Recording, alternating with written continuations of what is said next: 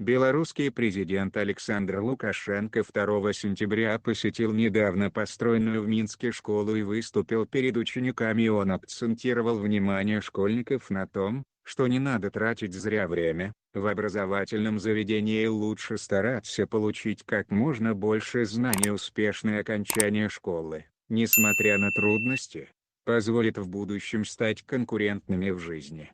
Об этом онлайн-радио «Голос СНГ» сообщили в пресс-службе президента Белоруссии. Лидер республики обратил внимание школьников на тот факт, что в стране серьезно повысились требования к специалистам, в частности, в сфере сельского хозяйства с умением работать лопатой и вилами не попасть теперь в колхоз, не говоря уже о предприятии, ведь работа тесно связана с новой и сложной техникой. Лукашенко посоветовал взять максимум от школы и определиться, чем заниматься дальше. Глава государства напомнил и о том, что воспитание и образование молодежи – задача не только педагогов,